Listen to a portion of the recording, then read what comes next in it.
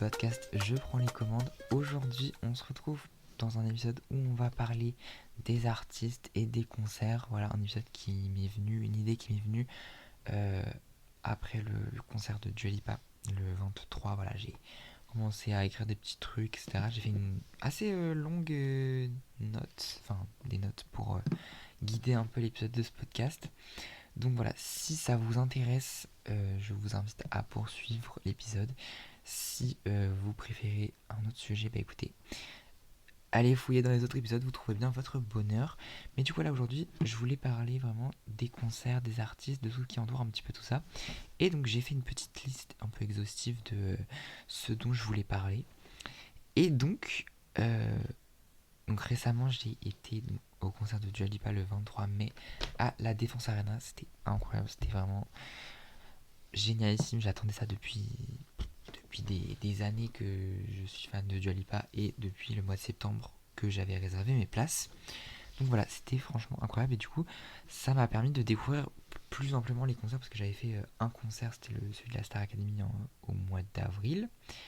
Mais là, c'était vraiment le concert d'un artiste, d'une artiste solo, etc. que j'admire depuis longtemps, etc. Donc c'était vraiment une consécration, pardon. J'ai eu pas mal sur Instagram de Reels en rapport avec les concerts, des publications, etc. Et c'est vrai qu'on voit émerger ces dernières années une folie des concerts. Voilà, je dis ça comme ça, mais vraiment une folie des gens qui viennent extrêmement en avance. Par exemple, là, on sortait du concert de Dua Lipa, il était 22h30 à peu près.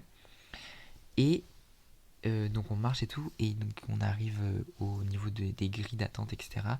Et il était à peu près 23h, et il y avait déjà des gens qui attendaient, dont des enfants qui étaient là avec des matelas et des couvertures de survie, etc.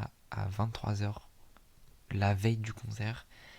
Je veux bien vouloir être au premier rang, tout ça, mais genre venir à 23h la veille, déjà venir tôt le matin, c'est un peu chaud et c'est un peu chiant aussi. Enfin, après, c'est vraiment pour un artiste. Je pense que je serais capable de le faire. Mais après, il faut les ressources, donc il faut de la batterie, il faut de la nourriture, il faut pouvoir aller aux toilettes, donc il faut être plusieurs pour se relier. Enfin bref, un bordel pas possible. Donc bon, je comprends si c'est vraiment un artiste que tu aimes depuis longtemps, etc. Mais venir la veille, je, tu gâches ta nuit de sommeil pour attendre toute une journée et pour l'heure et demie ou les 2 heures que tu vas passer, tu vas être fatigué, tu vas pas apprécier le moment, donc tu vois pas du tout l'intérêt de venir tellement en avance. En fait, il faudrait.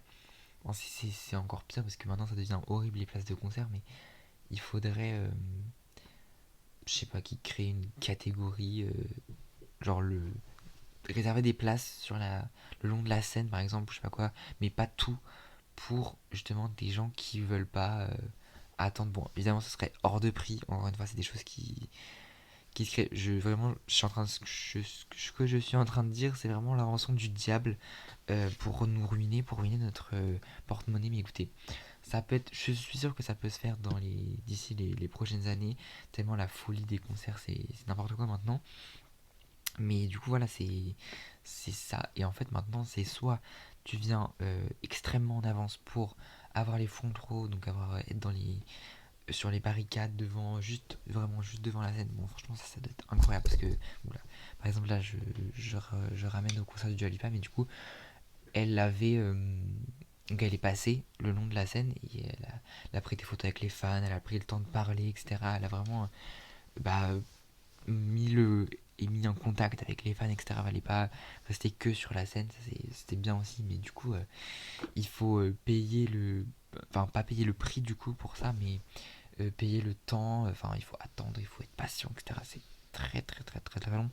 Sachant que c'est pas si cher. C'est moins cher de prendre des places en fausse or que de prendre des places comment dire, en gradin.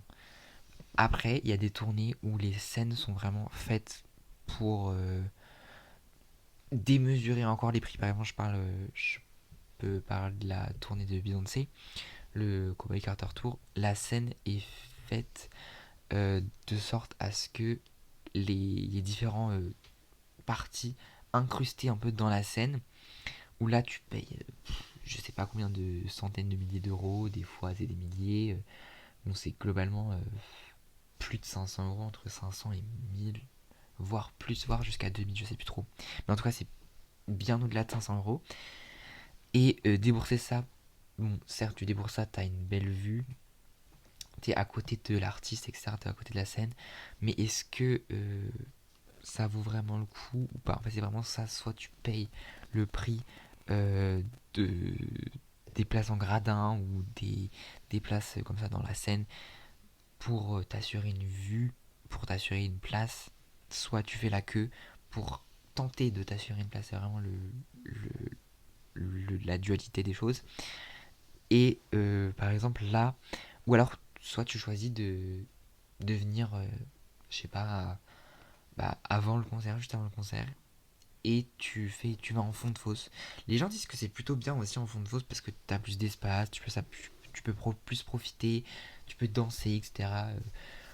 Écoutez, je pense qu'en fait c'est une expérience à faire, mais moi je vois un peu dans l'optique de ça, c'est si jamais tu vas à un concert et que tu as la possibilité de te prendre plusieurs places pour s'il y a plusieurs dates, c'est de vraiment faire un soir où tu te donnes à fond et tout, tu peux faire un peu de contenu, tu filmes, etc. Et un soir où tu profites à fond, voilà, tu te lâches et tout. J'aurais trop aimé faire ça pour Dua Lipa, genre faire un. Genre le premier soir, j'analyse, etc. Je découvre, je prends des photos, vidéos, et le deuxième soir, vraiment, je profite à fond. Mais bon, écoutez, c'est pas possible de faire les deux non plus, on va se calmer.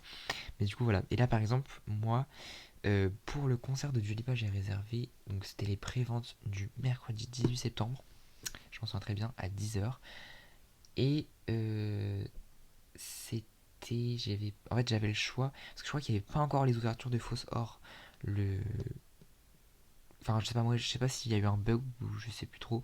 J'avais catégorie 1 aller, catégorie Or. Et je crois que j'avais pas au-dessus.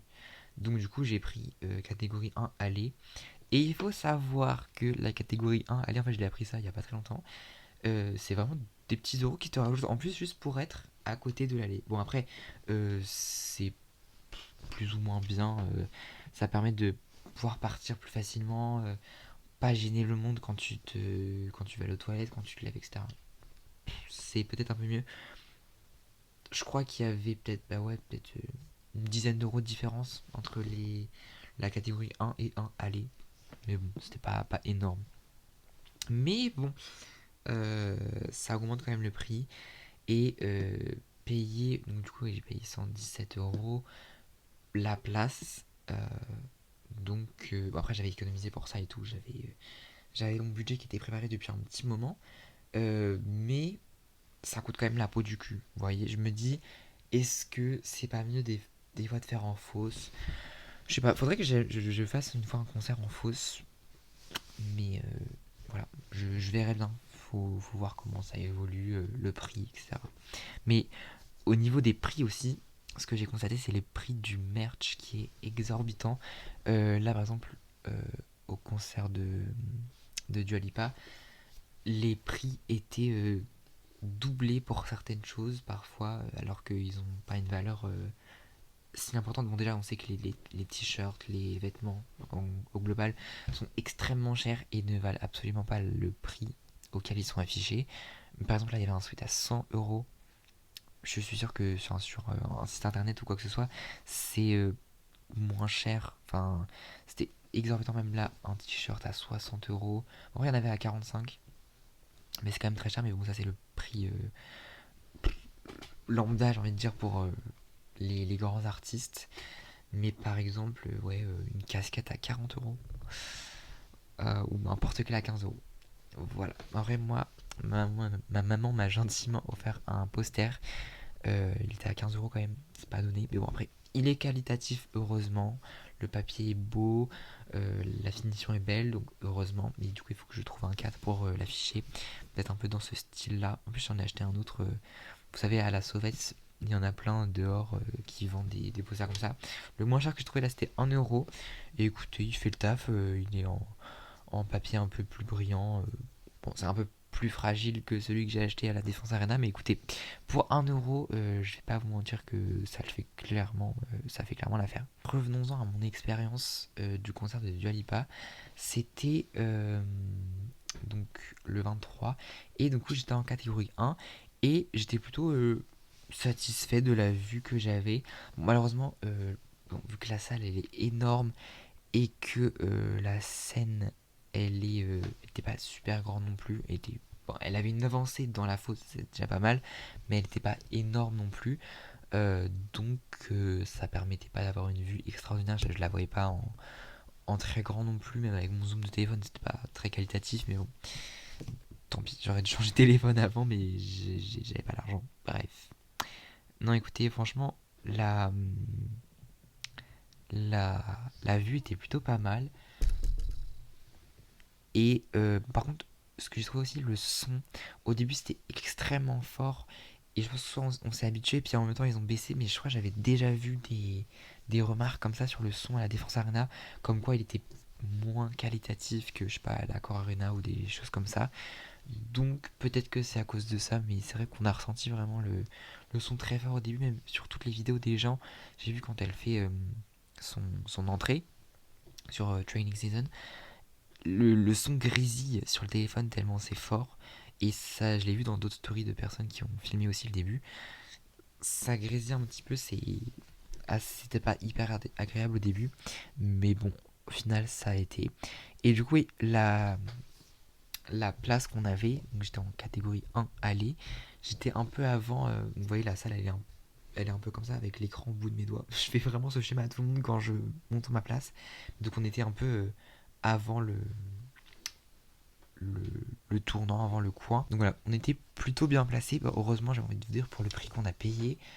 Euh, mais ce prix est un peu, entre guillemets, justifié par une sorte de privilège. Parce que comparé aux gens de la fosse, par exemple, bah, les gens de la fosse, en bas, ils devaient attendre je sais pas combien de temps pour aller aux toilettes. J'ai vu la queue, on voyait la queue, c'était énorme, c'était super long pour aller aux toilettes. Bon, je plains même les gens qui sont en fosse or et qui sont là depuis le début, qui n'ont pas pissé depuis un moment. Je me dis, ça doit être vraiment horrible pour rien qu'aller aux toilettes ou pour boire de l'eau. Voilà, je pense que ça va être franchement assez compliqué. Donc c'est ça l'avantage d'être en gradin, c'est celui de d'être à l'aise, tu peux t'asseoir. Si jamais t'as mal, bon, t'es un peu tout le temps debout parce que bon, on bougeait et tout, on dansait. Mais t'as un accès rapide aux toilettes, t'as un accès rapide à la restauration, au merch, voilà, tout est autour. En fait, tu sors par la porte, il y a vraiment tout autour. Donc ça, c'est franchement plutôt agréable et plutôt plaisant parce que t'as pas à attendre 15 ans pour manger un petit truc, pour boire un petit truc. Franchement, ça le fait grave et c'est entre guillemets voilà un privilège d'être en gradin comparé à ceux qui étaient en fosse. Je voyais vraiment je me dis ceux qui sont en fosse, alors je sais pas comment ils font pour se retenir d'aller aux toilettes ou même pas boire, pas manger. Après je pense qu'il y a des distributions d'eau euh, à l'avant parce que sinon c'est impossible. Les gens se rendent bien compte, les gens ont un peu d'humanité, j'espère. Enfin bref, maintenant je vais vous parler des concerts auxquels j'aurais voulu assister. Donc des concerts que j'ai loupés. Soit, bah en fait, euh, bah, c'était donc avant, j'avais moins d'informations sur les réseaux sociaux, j'avais moins d'informations à la télé, parce que la télé, de toute façon, pour donner des informations, c'est un peu mort. Quand tu vis pas sur Paris non plus, pour les grands concerts, bah, c'est un peu compliqué de savoir. Ou quand tu suis par exemple un artiste à fond sur Instagram, mais que tu écoutes sa musique normale, bah tu peux pas voir non plus. Donc, par exemple, bah, donc là il y avait le Eras Tour et il avait fait peu de bruit en France et donc j'avais pas pu avoir de place. Mais ce que j'aurais dû faire, voilà, ce que je dis, il n'avait pas fait beaucoup de bruit quand ça a été annoncé. Voilà, c'est resté que dans la Swiftosphère, si on peut appeler ça comme ça. Donc, puis même j'aurais pas eu accès aux préventes, etc. Je pense que ça aurait été beaucoup trop compliqué. Et ce que j'aurais dû faire, c'est aller à la Défense Arena à la- pendant le grand week-end. En plus, c'était pendant le grand week-end, donc j'avais le temps. Enfin, j'aurais dû demander à mes parents, mais on aurait dû tenter d'avoir des places, ne serait-ce que même en fosse, juste pour l'expérience, etc. Je suis sûr que on aurait facilement trouvé des places. Parce qu'à chaque fois, Ticketmaster dit que c'est complet, mais tu peux toujours voir quelques places. Il reste un peu de place en fond de fosse, même en fosse hors. Je suis sûr qu'il y a des places sur les côtés. Donc, j'aurais dû essayer.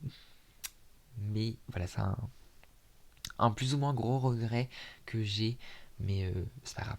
J'irai à la prochaine tournée. Elle ne peut faire que mieux. Bon, après, c'est un peu compliqué parce que comme le restaurant c'était quelque chose. Mais après, voilà, j'ai tout suivi sur les réseaux sociaux, les lives, les rediffusions, tout ça, plein plein. J'ai vu quasiment tout le concert en vidéo. J'ai vu le, sur Disney Plus tout le concert en streaming. Donc j'ai loupé, mais dans un sens pas vraiment parce que là on a été informé de tout. Donc au final, ça a été. Et après, un autre concert aussi que j'aurais beaucoup aimé faire, c'est le Renaissance World Tour de Beyoncé en 2023. Bon là pareil, ça aurait été un peu plus compliqué je pense, parce que c'était vraiment complet. Là c'est un peu pour les mêmes raisons, voilà, j'étais pas hyper bien informé. Et on va pas se mentir, j'avais pas forcément l'argent de côté non plus pour acheter les places. Quoique, je crois que je m'en souviens quand ils avaient annoncé. Et ouais, j'avais pas l'argent, enfin bref, ça aurait été trop compliqué aussi. Et par contre, j'ai été le voir au cinéma au mois de décembre 2023. Oui, oui, 3. Attendez, oui. Oui, au mois de décembre 2023, j'ai eu un petit doute, mais c'était décembre 2023. J'ai pu aller le voir, franchement, c'était super bien, même s'ils n'ont pas mis tout le show en entier, toute la playlist du show, ils ont choisi vraiment les moments importants, Renaissance, plus de l'album Renaissance, plus des morceaux iconiques aussi. Mais c'était une belle expérience. Bon, pour le prix, c'était un peu cher pour ce que c'était. Mais voilà, j'ai pu voir un peu le concert, les différentes parties, etc. Donc franchement, c'était plutôt sympa. Aussi, le Future Nostalgia Tour de 2022 de Dua Lipa qui était à Corena. Et là, du coup, j'avais Instagram et j'ai vu euh, tous les influenceurs qui étaient au concert. Je m'en souviens, j'avais des stories. J'étais dégoûté et tout de ne pas pouvoir y être. Mais pareil, là, les dates coïncidaient pas du tout. J'avais pas d'argent. Et en plus, j'étais pas bien informé du tout sur les réseaux sociaux. Enfin bref, c'était pas du tout pratique non plus. Mais bon, écoutez, là, je l'ai vu pour le Radical Optimism Tour. Donc, ça remplace ma frustration de pas l'avoir vu au Future Nostalgia Tour. Donc, bon.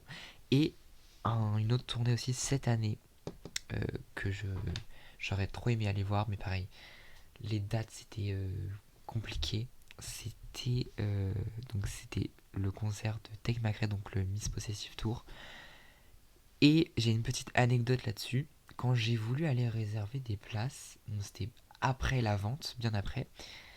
Je sais plus quand est-ce qu'a été annoncée la date à Paris, mais donc j'ai voulu aller réserver. Je crois que c'était au mois de février, mars.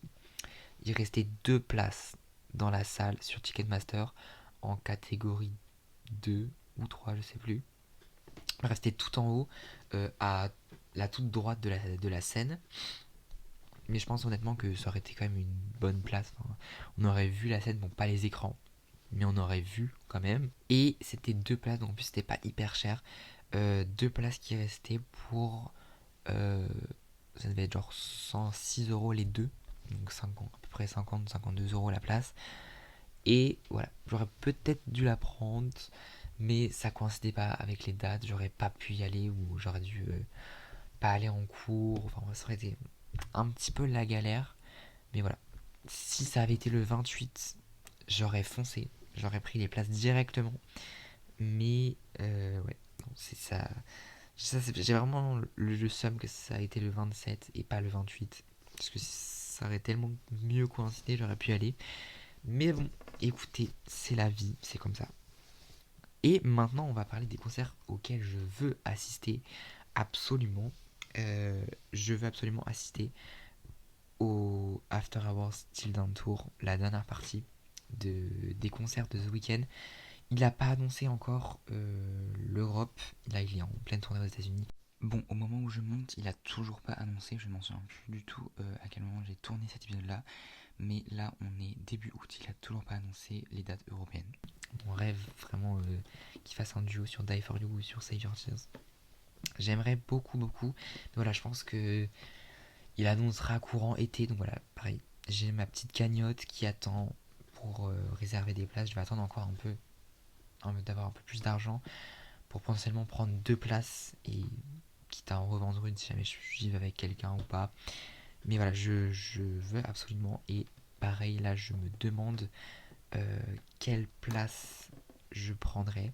Mais peut-être que je vais changer de téléphone d'ici là. Donc, j'aurai un meilleur zoom sûrement.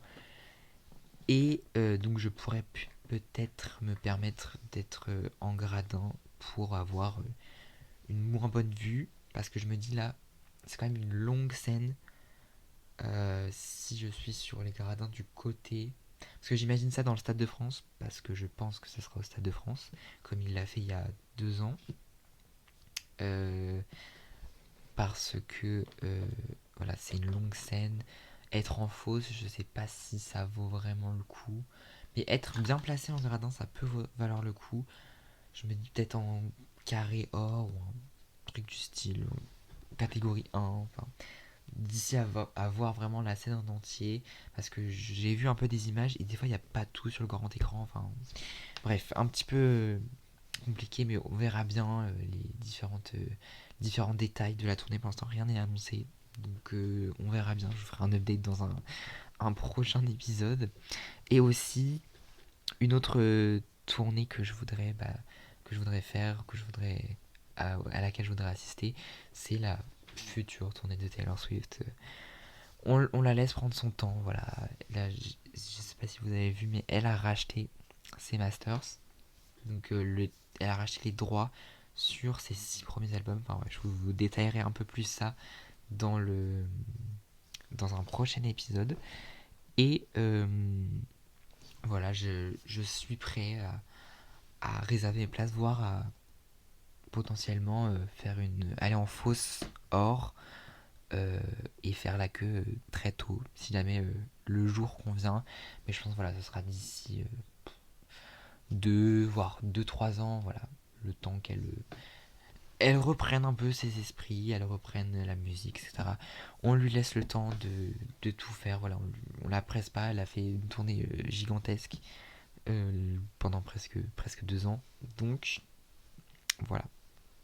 Et euh, je voulais aussi préciser un point, c'est par exemple, donc c'est là j'ai marqué ne pas avoir le droit de surkiffer un artiste car une célébrité ou influenceur l'aime déjà. J'ai beaucoup vu ça sur les réseaux sociaux. Par exemple, une personne dit qu'elle est fan de, je sais pas, un artiste et on va lui reprocher de dire ah mais ben, tu copies cette personne-là qui est trop fan aussi, machin machin. Et là par exemple j'ai vu dans une vidéo de Lola Nanas qui est allée au concert de Dua Lipa et qui n'osait pas s'exprimer sur le fait qu'elle adorait sa musique, qu'elle adorait ses chansons, qu'elle la suivait depuis quelques années. Parce que je pense que vous êtes au courant, si vous connaissez My Adorable, elle est fan de Dua Lipa. Aussi, voilà, elle avait une loge et tout, elle a fait les 2 concerts à Paris, les concerts à Lyon, enfin bref, elle est fan absolue, etc. Et moi je suis désolé, mais enfin, je trouve qu'elle en fait beaucoup, dans le sens où je sais pas quand est-ce que ça a commencé sa folie pour Dua Lipa, sa passion. Mais par exemple, enfin moi je m'en souviens que j'ai découvert Dua Lipa quand j'ai découvert Dua Lipa quand j'avais 7 ans, ouais, c'était en 2015. Quand elle a sorti sa chanson Be The One, je crois que c'était avec celle-ci. Et direct, ben moi j'ai direct capté enfin j'étais avec ma mère, on écoutait la radio, je crois que c'était ça, je m'en souviens. Ou peut-être une autre fois j'étais avec ma mère et j'écoutais la radio et je lui redis, tu trouves pas qu'elle a une belle voix, elle a une voix qui change, elle a quelque chose de... J'ai tout de suite perçu ce petit truc en plus, enfin cette voix que j'ai grave aimé, c'est vraiment genre je tombe amoureux de sa voix Et bah, du coup, là, j'ai suivi, j'ai écouté ses chansons. Bon, avant, j'étais moins sur les plateformes de streaming à écouter vraiment tous les albums en entier d'un coup, comme ça. Donc, j'ai découvert petit à petit. Mais voilà, c'est une artiste que je suis depuis 10 ans maintenant. Et voilà, je suis pas là. Enfin, si, quand on l'évoque, j'en parle, etc. Mais je suis pas là à le crier sur tous les toits, sur les réseaux sociaux, machin, machin. Voilà, bon, bref. Par exemple, enfin, on pourrait dire de Maya Adorable qu'elle s'accapare un peu le fanatisme comme si c'était que elle. Écoute, ma chérie, je sais pas depuis combien de temps t'es là, mais je pourrais dire je suis là depuis plus longtemps, donc je mérite tout autant, par exemple. Enfin bref, des choses comme ça. Des fois, ça me saoule un peu de voir ça. Mais bon, écoutez, chacun a le droit d'aimer un artiste, chacun fait ce qu'il veut. Je dis ça dans le sens où il faut arrêter de légitimer une passion pour un artiste en fonction du nombre d'années depuis lesquelles on est fan. Et enfin, un dernier point pour finir cet épisode, je voulais parler des concerts et plus particulièrement des influenceurs. C'est un gros débat et en fait ça me saoule parce qu'il y a beaucoup d'influenceurs qui sont invités au concert et qui s'en foutent littéralement de l'artiste. Ils sont juste invités pour faire trois stories, être en loge, voilà, avec des petits fours, du champagne, des machins, des trucs. Ça m'exaspère, ça m'exaspère. Là, par exemple, j'étais à la Défense Arena et on voyait vraiment les loges avec les gens comme ça. Les gens, ils s'en foutaient du concert, ils buvaient leurs petits trucs et tout. Après, certains sont très respectueux, écoutent la musique, font des stories pour dire tiens, j'ai découvert, c'est franchement incroyable, etc. Ok, je viens. Et il y a même des influenceurs qui sont invités qui adorent l'artiste en question. Ça, c'est encore mieux pour eux parce que, enfin, si j'étais à leur place, je même demanderais aux marques de me faire inviter parce que c'est une opportunité incroyable de se faire inviter par des marques pour voir des artistes que tu adores. Mais par exemple, je sais pas, je tombe sur des vidéos sur Instagram d'un mec qui n'a aucun rapport avec la pop culture ou même avec aucun lien avec Dua Lipa. Et il est là, oui, on m'a invité au concert de Dua Lipa. Alors je suis allé voir et c'était franchement incroyable. La technique vocale était super. Enfin, ça ne changerait rien à ta vie si tu n'étais pas parti voir ce concert aussi. Donc ça me saoule dans le fait que les gens prennent un peu la place de fans qui rêveraient d'aller voir et qui n'ont pas eu leur place. Ça me saoule au plus haut point. Des gens qui s'en foutent, qui sont là juste parce que les marques les ont invités et pour avoir des produits gratuits et tout. On souffle, on souffle. Franchement, moi, si jamais j'avais l'opportunité et qu'on m'invitait à un concert d'un artiste que j'écoute pas forcément, euh, dont je sais que des personnes sont bien plus fans, et bah je donnerais mes places à des personnes qui le méritent vraiment. Je sais pas, faites des concours pour emmener vos abonnés, des trucs comme ça. Franchement, je comprends pas. Ça m'exaspère au plus haut point les gens qui s'en foutent du concert et qui sont là juste parce qu'ils ont été invités, et qui connaissent même pas ou à peine l'artiste. Enfin bref, ça c'est quelque chose que je pense qui exaspère un maximum de gens et dont les influenceurs s'en foutent un petit peu et puis voilà, ils vivent dans leur monde et c'est comme ça. Écoutez, il y a des bonnes personnes aussi, hein. Il faut le notifier, il y a des personnes qui étaient, j'avais vu dans les stories, qui étaient au concert de Dua Lipa et qui aiment vraiment l'artiste, qui écoutent l'artiste et qui étaient heureux d'être à ce concert, qui n'ont pas été par obligation ou parce qu'ils ont été invités. J'en viens même à dire que les influenceurs, il faudrait les laisser, je sais pas, acheter des places et faire gagner la possibilité à des gens lambda, des fans par contre, de venir, je sais pas, en loge ou une expérience comme ça. Parce que bon, c'est un petit peu, bon, c'est comme ça, mais c'est un peu inégalitaire quoi. Des gens qui méritent, qui sont fans, qui donneraient tout pour leur artiste préféré, bah, ils sont moins chanceux et puis c'est eux qui peuvent pas aller au concert, etc. Donc c'est un petit peu triste. Enfin bref, je vais finir cet épisode là parce que c'est un petit moment que je tourne et j'aime pas faire des épisodes trop longs. Mais j'espère que celui-ci vous aura plu, voilà, que ma petite expérience vous aura intéressé, que mon avis aussi. Et puis voilà, si vous n'êtes pas d'accord en commentaire, n'hésitez pas à être constructif et à dire les choses clairement. Et puis voilà, sinon vous partez de la vidéo sans rien dire. Mais voilà, si vous avez aimé, n'hésitez pas à liker cet épisode, je dis jamais ça, et à vous abonner aussi. Et si vous êtes sur Spotify, à laisser 5 étoiles. Et voilà aussi à vous abonner au podcast. Je sais pas quand est-ce que sortira cet épisode, mais j'espère le sortir dans plus ou moins longtemps. Voilà, peut-être après mes épreuves de bac, de français, etc. Peut-être, on verra bien. Mais du coup, voilà, enfin, j'espère être assez présent cet été. Je vais essayer de profiter de l'été pour enregistrer des épisodes de podcast, pour publier, pour essayer aussi de faire un peu de contenu sur Instagram. Mais voilà.